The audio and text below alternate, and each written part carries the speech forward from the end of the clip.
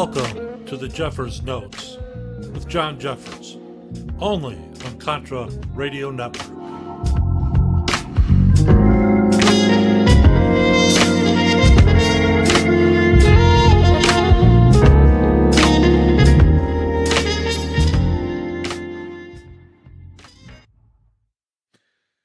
Hello again, Intelligentsia. Welcome to the fourth episode of the Jeffers Notes. A little sidekick to the Jeffers Brief. Today on Jeffers Notes, we're going to do a little chat on a few items. One is really strange. It is. It's like, what in the hell? Okay. And this is from out of Gateway Pundit. And it says, city officials warn residents and in Elyria, I hope I pronounced that right, or Elyria Township, Ohio, to stockpile supplies and stay at home during the total solar eclipse in April. I'm not kidding you. Here's the story, my friends. Elyria Township Fire Department is urging the local community to make unusual preparations for the upcoming total solar eclipse scheduled for April 8th. My friends, I guess my take on it is this. There's no such thing as unusual preparations. You should always be prepared. And if you have been negligent in not doing so, it would behoove one to do so. Not because of the eclipse, but because of the way people in the world behave. Now, the statement released by officials highlighted the importance of being well prepared weeks in advance of the eclipse. It recommended that residents stock up on food, ensure they have a sufficient supply of their prescriptions picked up the week before, keep cell phone batteries charged, and schedule any necessary appointments for before or after the eclipse weekend. I know. Look, when I'm reading this, right, and I'm thinking to myself, no, it can't be the eclipse. Then, of course, my prepper, instinct kicks in. And it's like they're using the eclipse as a euphemism for something else that may occur that, for some reason, they've stumbled across. I don't know. Anyways. So the message is clear. Plan to stay home if possible. The fire department issued the following statement, and I quote, "It is in the best interest of our residents to prepare for this event in the weeks prior. This includes stocking food, picking up prescriptions the week before, keeping your cell phone battery charged, and scheduling all appointments before or after the event's weekend. Plan to stay home if possible. If you plan to view this event, please get the best eye protection for you and your family. Solar eclipse glasses are available online and may be available at local retail outlets as we get closer to the event." That is true.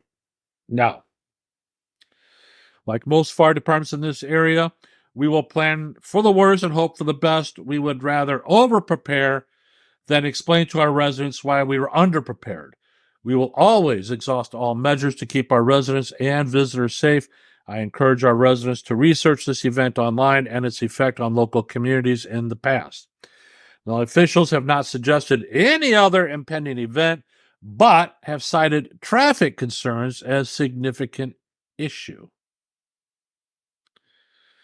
Now, according to the Daily Reporter, the 2017 total eclipse saw a considerable influx of visitors in areas within the path of totality, and local law enforcement wants to ensure that residents are not caught unprepared.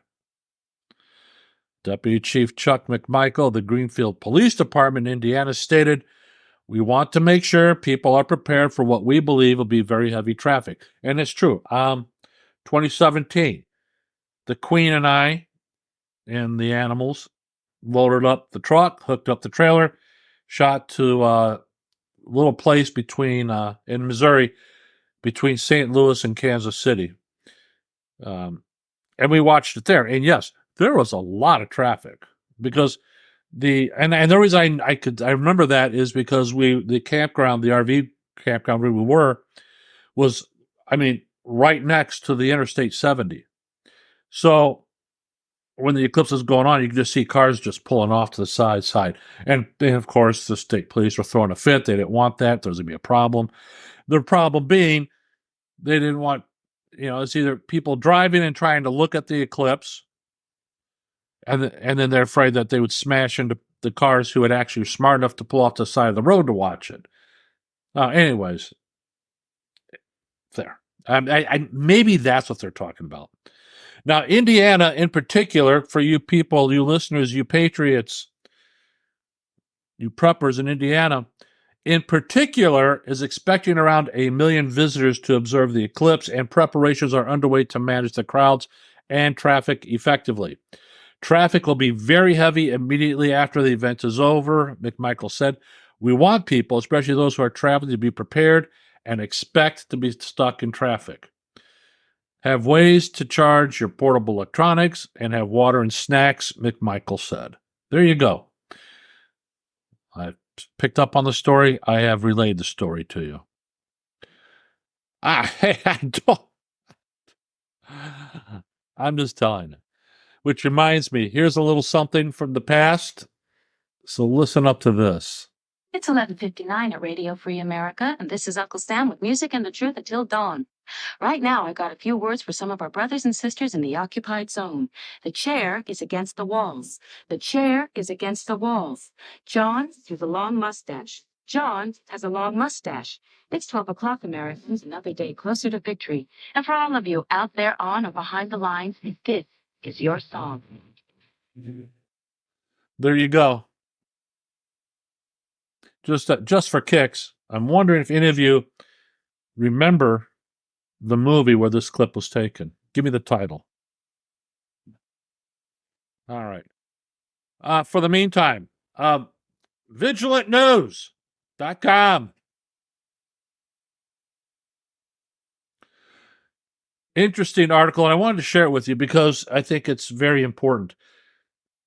Like I said, the last couple of years, if you've listened to my last couple episodes, the last year or two have been kind of tough for me, health-wise. But that's all changing for the better, really. Not only it's amazing what a heart attack will do for you. Not only will it, put you on your ass, it will also give you clarity. It will give you a new view, a new existentialist view of you, your environment, and the meaning of life. It does. And that's different for everybody. I'm not saying it's a generic one size fits all. It's not. However, since then, one of the things I've struggled with, one of the things that I did before I had my heart attack, I was smoking between 1 and 2 packs a day. I don't do that anymore. I quit that. Why? Because you have a heart attack. It gives you the motivation to stop. And it did. And I got to tell you, it wasn't easy. But for 3 days, that's about it. For me, it was for 3 days, cold turkey. And I tried everything else and all this shit. I said, you know what? I'm not doing this crap anymore. And the hospital said, do you want this? They offered it to me. And I said, no, I'm going to do this. Why? Because my willpower is stronger than any cigarette, than any addiction. I will prevail. And I did. And it takes about 3, maybe 4 days. That whole week is kind of a blur. But I can tell you this: I didn't have access to cigarettes for a good. No, see, it was the week before Thanksgiving, and I was there until the Friday right after Thanksgiving. So yeah, I was there. I was there for like 4 or 5 days after my surgery. Anyways, my point being is this: if you decide to quit tobacco, and you should, because I don't want anybody having a heart attack. I got lucky. I have no damage to my heart. God likes me. Believe me, he must, because he didn't allow that to happen to me. Praise God, praise Jesus, amen. But The thing of it is this, my friends. I've always had a weight problem. I was tipping 300 pounds. And I've been in a weight battle since I started cardiac rehab. And it's tough, especially in the abdominal section. It's called visceral fat. It's the hardest to lose, but it can be done. And for the longest time, after surgery, I dropped to 250 pounds. I dropped 50 pounds. But as I started healing, because you really don't, when you're healing from surgery, period, you don't go on a diet. You use everything you can to heal as fast and as quickly and as well as you can. Well, I popped back up to, I was at 280. Finally breached the 270 mark. That was about 2 weeks ago. I breached 270 and then popped back up and said, son of a bitch. And I was just throwing a fit, right? So this time I finally got it and I breached the 270. So I'm below 270. Not by much, but I'm headed in the right direction. What am I doing? Watching the sodium. Cardiologist said Americans are the worst offenders of consuming too much sodium, which gives us heart problems. So, processed foods out. Fruits and vegetables. Canned vegetables are last on the priority list. Fresh vegetables are first. Don't worry. I'm going to tie this in. Don't worry. It's coming together. Just hang with me, all right? So, fresh vegetables, fresh fruits. And I've been doing that. And I finally, this February up here in the Tyranny State in Northern Illinois, the weather's been kind of mild. Thank you to the El Nino. We like that. I do. I hate winter. I can't stand the cold. I just freaking hate it. Snow, ice can kiss my ass. I hate it. I do. I admit it. And I'm not ashamed to admit it. I can't stand it. But anyways, the temperature's been hovering between 40 and 60 degrees for the last 2-3 weeks. I know. Here we are in February. And it's, yesterday was 60 degrees. Today it's 50 degrees. So I've been able to get out and actually walk and hike the trails that I normally do in the summertime, but able to do it. So anyways, so I've been doing it. And I got like 15,000 steps in 2 days ago. And yes, I was sore. My knees are killing me on it, but I don't care.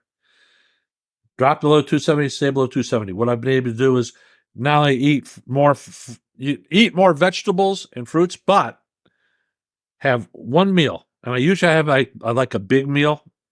A medium to big meal is like around the lunch hour. So I've got throughout the day to burn off the calories. And then as I get hungry and snack wise, I've got the Slim Fast protein bars and pure protein bars. I really like those. And it's nothing less than 20 grams of protein. Don't care. Sugar is between 2 to 3 grams of sugar. And I use a Slim Fast meal replacement. There you go. And that's what's keeping me under 270 and heading in the right direction. Now, you have a choice when you go to the store. You can buy what I call regular vegetables or the organic vegetables. Now, I told you, the Vigilant News Network has come up with this, and I want to share it with you because as preppers, we want to be the best physical shape and condition we can possibly be in, especially if the grid goes down. Okay? You with me? You follow me? So what does that mean? We got to watch our weight. We got to start making smart choices. Smart choices is not boozing every weekend. Smart choices are not smoking cigarettes or cigars or pipes. You just can't. And you exercise. I walk. I don't run. I don't want to run. It kills my knees. But I can walk. I can walk my fat ass around places, and I will, and I do. I was at the big grocery store, Myers, a few days ago. When it's 30 degrees out? And, you know me, I hate the cold. I said, you know what I'm going to do? I got to get some stuff from the store. So what I did was I started walking the perimeter, the indoor of the store, the entire perimeter. I did that for a good half hour. Got my walk in, burned off some calories. So Think of it this way. A lot of you may have been in the military. A lot, well, I shouldn't say a lot. Some of you. My guess is most of you have not been. And as a result, you don't understand. You need to see, you need to draw the equation. Physical fitness does equal preparedness. Physical fitness equals less downtime when the grid goes down and you become ill or injured. The better physical shape you are in, and they've proven this over and over again, especially with the police departments, because I'm going to tell you, if you're a cop, there's not enough time, there's not enough hours in the day. You got to do your job, you got responsibilities at home, and then you still got to try to get in your workout, and you're not eating right, you're not eating healthy. There are ways to get around it. My point is this. The studies have been shown. If you are physically fit or in reasonably physical fit condition, your downtime, whether you're sick days or injury time, is, now what is this? What is that and why is it there? I don't want that there. Okay. Let's put this over here out of the way. Okay. So the organic label doesn't always mean, it didn't mean what it used to mean. Okay. Oh, for the love of God. Everything. No. Cancel. Get out of there. So, oh, come on. Really? Get out of there. All right. This article originally appeared on the Epoch Times and was republished with permission. This is a post by Jennifer Gallardi. And Jennifer, thank you. It's a really good article. Over the past few decades, the market for organic food has skyrocketed into a multi-billion-dollar business. Now, while many consumers, that's you and I, are willing to pay more for certified organic food, others wonder if it is worth the cost. And I've always thought that. Now, the truth of the matter is this. I bought a organic green pepper and a regular green pepper. I took them home. I sliced them up. I can't tell the difference when I ate them. So why is organic more expensive? No, I'm going to tell you. The demand for organic labeling exploded in the recent decade as more and more people became interested in the connection between food quality, their health, and the environment's health. According to the Organic Trade Association, organic food sales in the United States almost doubled in a decade, surpassing the $60 billion mark in 2022. In the same year, organic food sales made up 6% of the total food sales in the country. It's a lot of money. But critics of organic food labeling say the tool is more of a marketing ploy than an assurance that the food you're eating is free of any residual contaminants, particularly when it comes to produce by large conglomerate farms. You'll have to forgive me on my pronunciation. I still have stitches from the gum surgery between the cheek and gum, and it's somewhat affecting my pronunciation when I speak. Please, just bear with me. So, some complain that organic labeling is simply a way for large agribusiness companies to capitalize on consumers' health concerns. I would tend to agree with that. And according to a report from Mintel, which is a global marketing research agency, only 26% of shoppers trust organic food labels. Even fewer, a reported 13%, think organic foods are highly regulated. Ha! The Organic Trade Association, a business association focusing on organic agriculture and products in North America, refutes these consumers' notions, claiming that organic is the most heavily regulated and closely monitored production system in the United States. The process of applying for and gaining organic certification is time-consuming and costly. Now, that cost gets passed on to the consumer. Well, really? While bigger industrial farms, commonly referred to as agribusinesses, produce large enough amounts of produce to help defray some of these costs, the fees often cripple more local and smaller farms. They are essentially priced out of the marketplace. Often, they will resort to only selling their produce and food products locally. either at farmers markets or small local stores. Hold on. I've been to so-called farmers markets at some towns. Guess what? There's everything for sale there but food. No vegetables, nothing. It's like a junk store sale outside. And what they do is they suck you. Well, it's a farmer's market. And they try to suck you in there. When I walk around there and I see there's no organic anything there, I try to walk out. And then I tell them, who's ever running, I said, don't ever do this again. If this is a farmer's market, then I'm a nuclear physicist. Oh, and I'm not. I'm not. So, anyways, as I was saying, often they will resort to only selling their products to food and products local at farmers markets or small local stores where they can interface with customers to educate buyers about their products and how they are grown. In dire straits, more and more farmers are forced to shut down operations altogether. So the changing meaning of organic, broadly speaking, organic food is food that has been grown or made without the use of certain herbicides, pesticides, and fertilizers.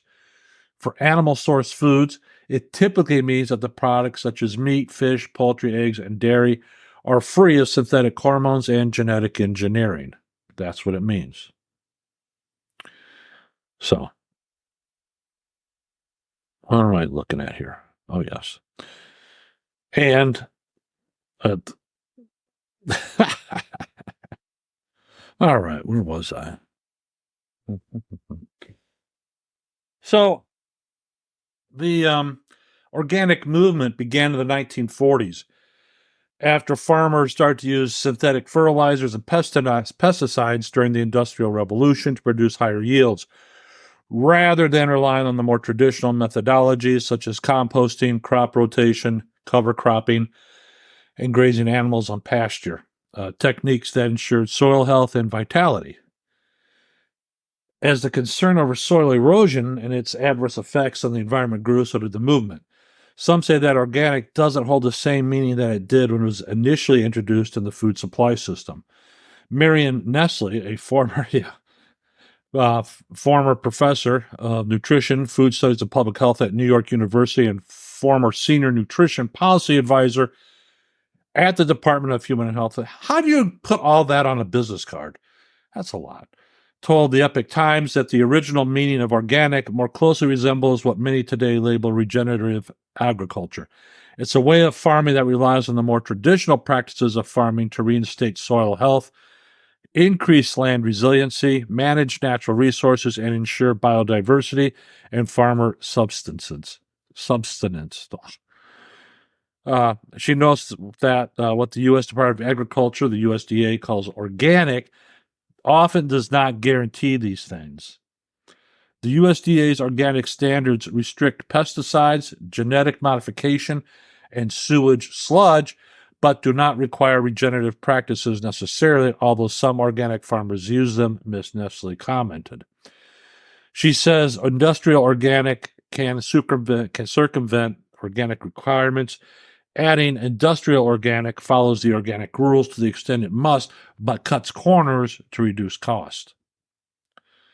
The corner cutting and the economies of scale put larger industrial farms at what Ms. Nestle calls big organic at a significant advantage over smaller family-owned farms. When asked if there were loopholes in the organic system that larger businesses could exploit, Ms. Nestle replied, quote, yes, everyone, they can, end quote. So, that brings up the next question. Is organic foods more nutritious? Consumers are still willing to pay more, sometimes twice as much for organic food over conventionally grown, with the hope that it will positively impact their health. However, there is still debate among the medical and scientific communities about whether organic is actually more nutritious than conventionally grown food. To date, there are no long-term clinical trials measuring the direct health outcomes from an organic diet.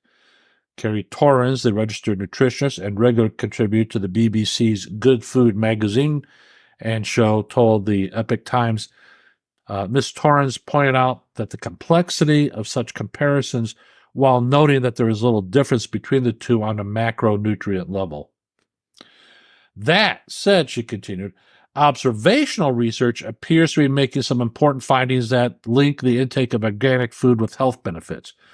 Those benefits seem more about what's not in organic food than what's in them. Ms. Torrens says consumers are right to be concerned about pesticide exposure, not only for their own health, but for that of future generations. Pesticides have been linked to ear infections in children, fertility issues, allergies, and among other concerns.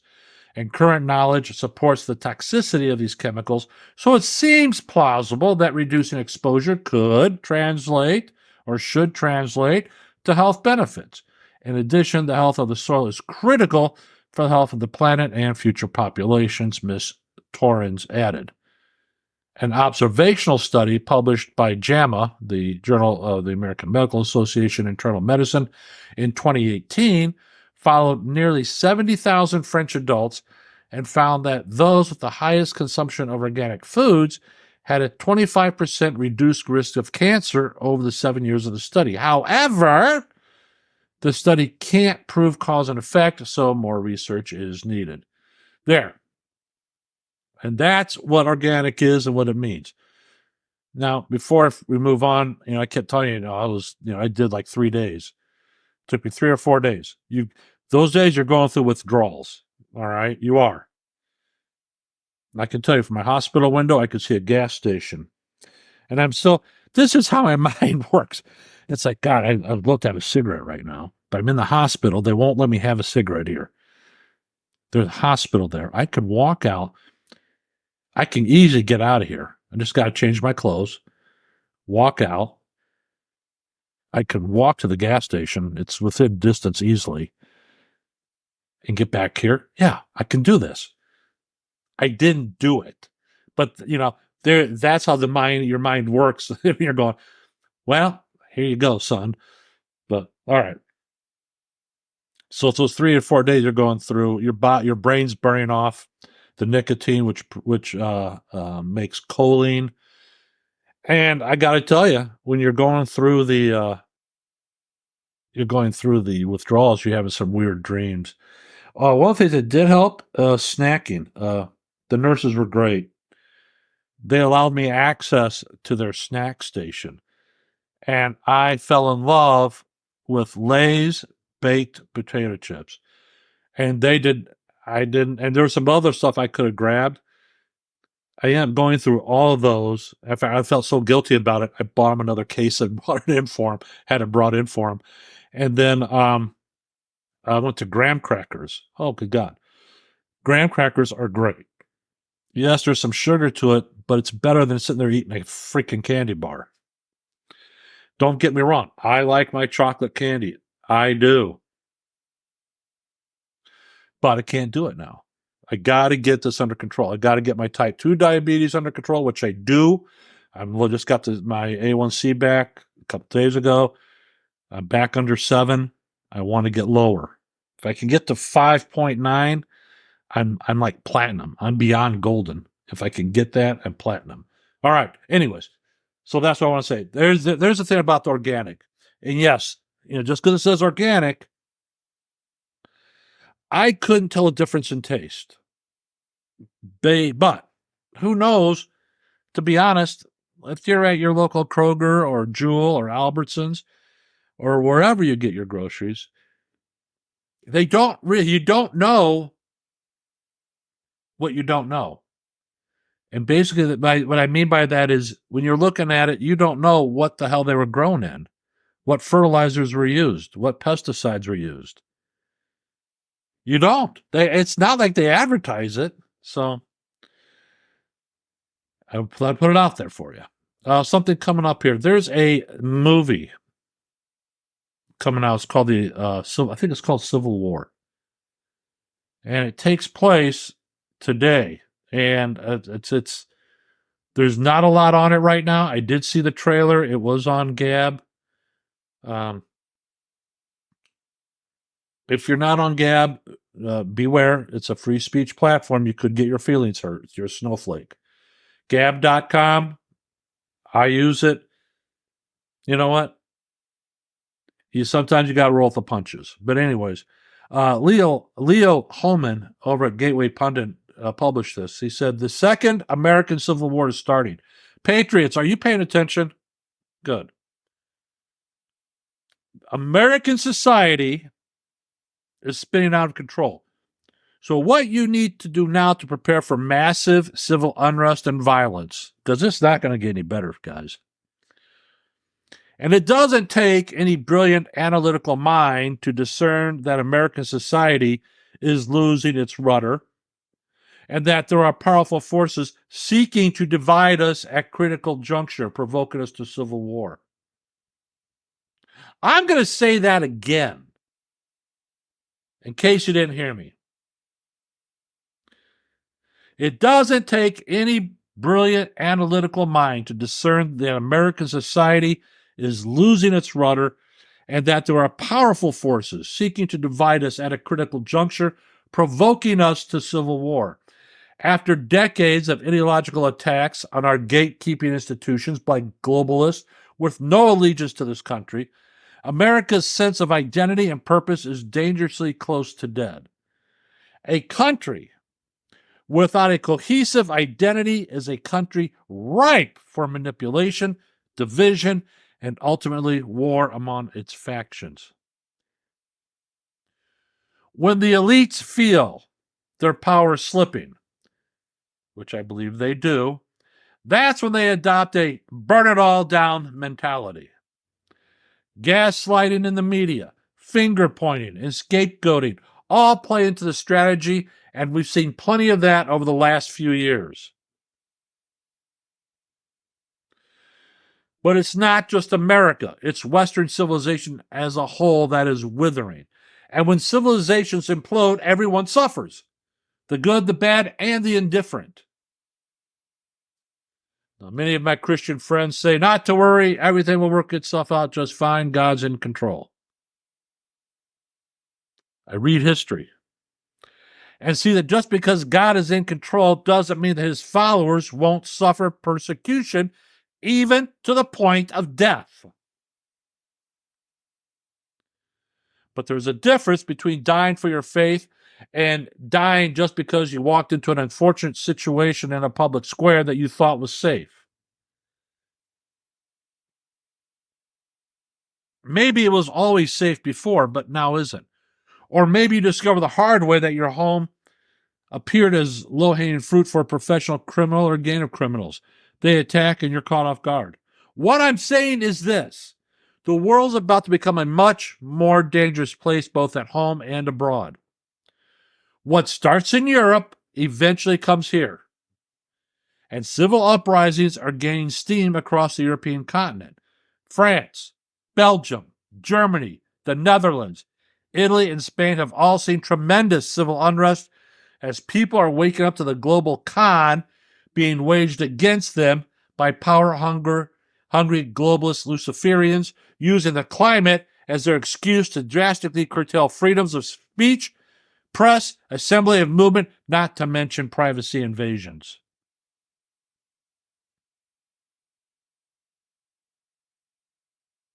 Farmers have been protesting against globalist climate policies in all the above countries, and migrant populations have been also getting restless. In the Netherlands the other night, there were migrant riots with a little reported connection to the United States. You won't find any of this reported in the mainstream press, but keep reading and you will see what I'm talking about. Now is the time to wake up and prepare for what's coming.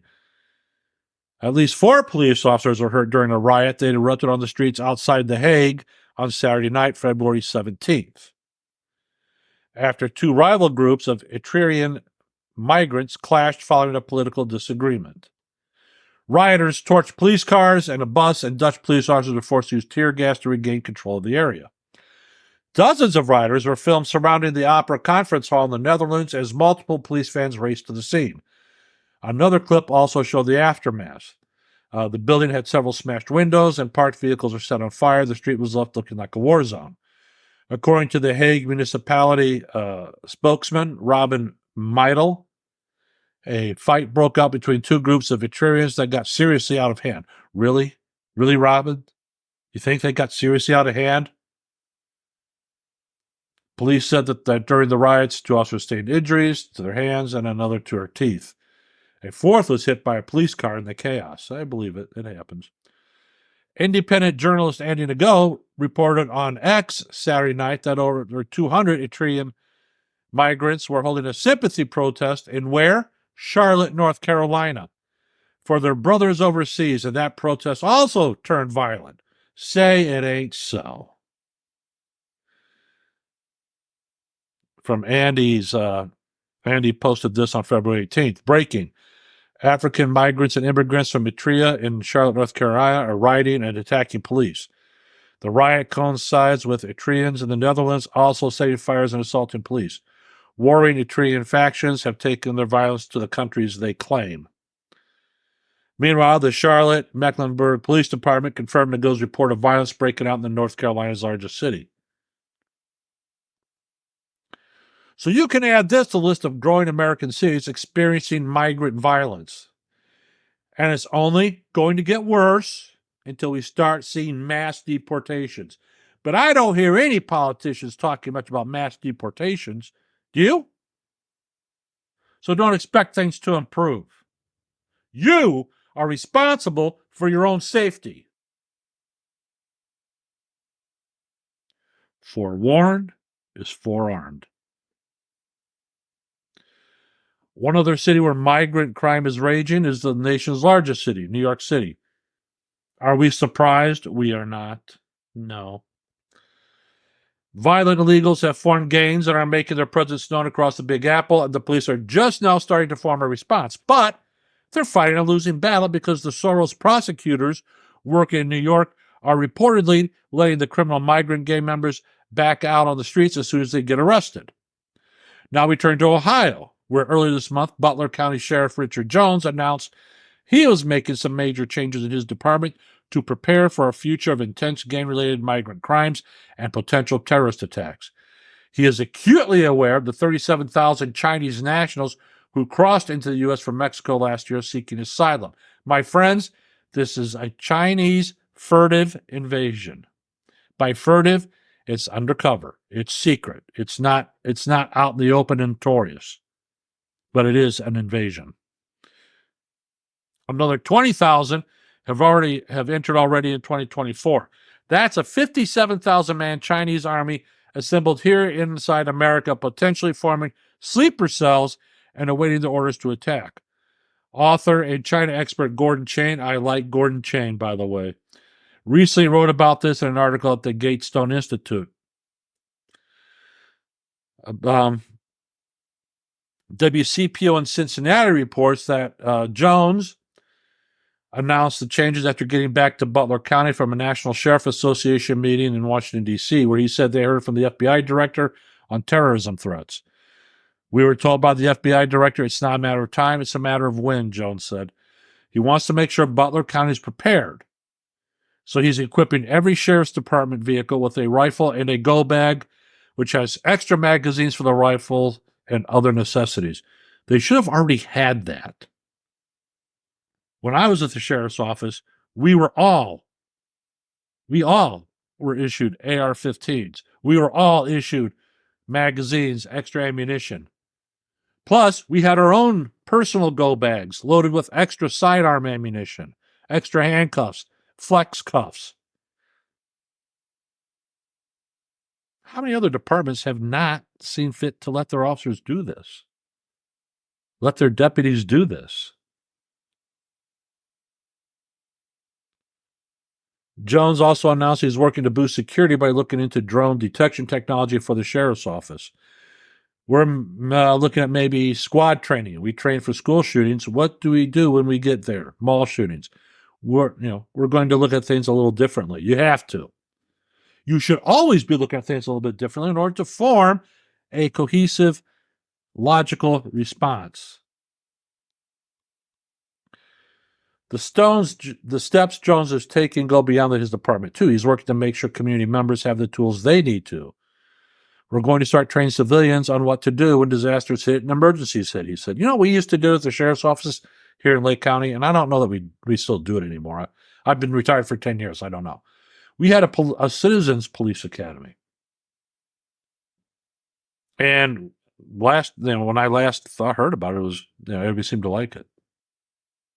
But anyways, so this country is about to see changes that almost nobody's expecting. We need to start taking these threats seriously. Here are some ideas on how to start. First of all, you got to talk to your sheriff and ask what he is doing to prepare for a much more violent America. Ask him what you can do to help. My friends, that's the best thing you can do, and I'll tell you why. It's good to be a part of the solution. It's so much easier to sit on the outside looking in and criticizing and not having to put any skin in the game. Don't put your ass on the line. So make sure you have a means of self-defense inside your home. Seek out training on how to use this said weapon. Some sheriffs offer this training for free, God bless them. If you don't, I want you to use my good friend at Angel Training. Angel One Training. His name is Rovatuso. You get a hold of me, tell him you heard about him here, right on CRN. Tell him you heard from John Jeffers. That's my co-worker.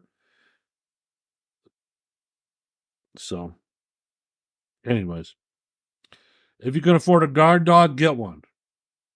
I know they cost a lot to feed and care, so don't go down this road if you already have or struggling to support your family. I've got a dog. You don't have to train a guard dog. A dog will know when to protect its home. Dogs are territorial by their very nature. They will bark. They will do what they have to do. You just have the training. The training is, I hear about people, well, my dog's trained. Fuck you. Your dog isn't trained any more than mine is. The thing of it is this. The dogs are going to bark. They will defend what they defend because that's in their nature. That's what makes a dog a dog. My dog's an 80-pound German Shepherd. He's a great boy and I love him. And he's so bonded to me, it's not funny. But that's another story. There are other things you can do, many of them for very little money, to upgrade your security situation and tighten up the perimeter of your property. Think about installing solar motion lights around the property. Put up security signs that beware of dog sight, even if you don't have a dog or your pooch is small and friendly. Add peepholes to your exterior doors so you can see who's knocking. Upgrade the hinges, latches, and locks on exterior doors with deadbolts and replace shorter screws with 3-inch screws. That's very important. A professional criminal can always kick in your door, but you want him to have to kick it several times before gaining entry, as this gives you more time to get in a position of safety with your family or fight it off.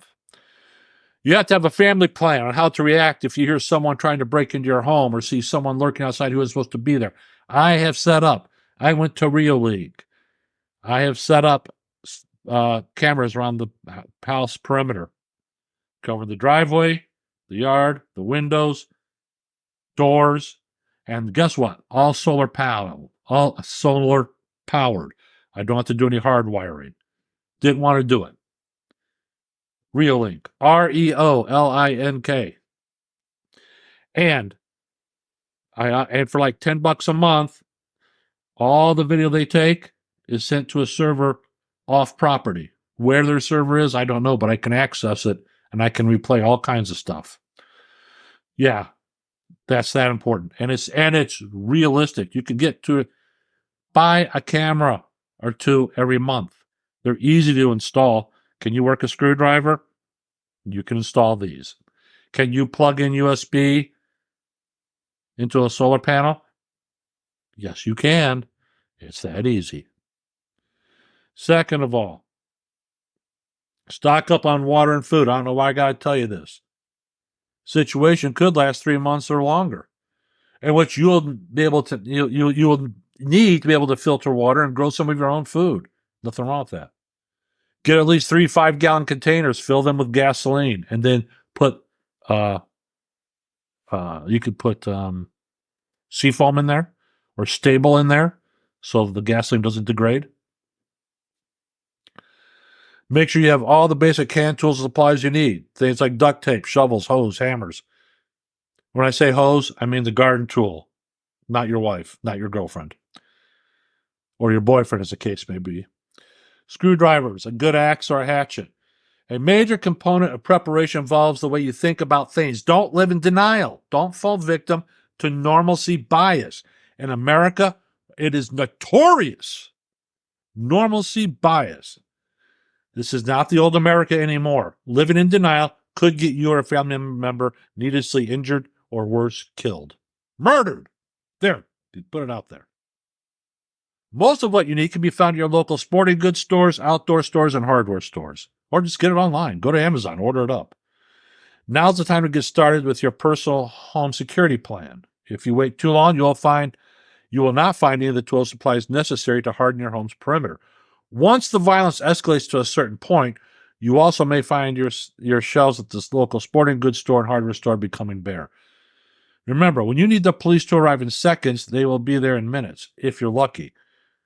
You are responsible for your family's security, even if the police there or not. Ultimately, you will be responsible for it. What are you willing to do? What are you going to do? One of my favorite security experts is John Lovell, a former Army Ranger, committed Christian, and founder of the Warrior Poet Society. So, anyways, you can look it up. It's called Homesteaders of America. It's an excellent interview. Look it up. And you need how to get out of the naive mindset in which most Americans remain stuck and start taking your personal family security seriously. Well, what if I get in trouble? What if I get arrested? So be it. At least you'll be alive. At least your family will be alive.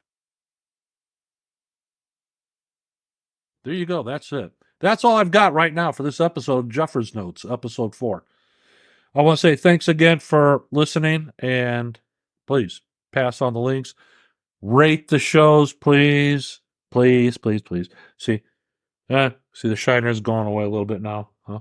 Better than it was 5 days ago when it was swollen. You couldn't see it. Oh, God. All right. Remember this, my friends, and this is true. The bottom line is this. The government is the final arbiter of its own power. Let's say it together. The government is the final arbiter of its own power. Ruminate on that for a bit. I'm not wrong. I'm John Jeffers for the Jeffers Notes here on Contra Radio Network.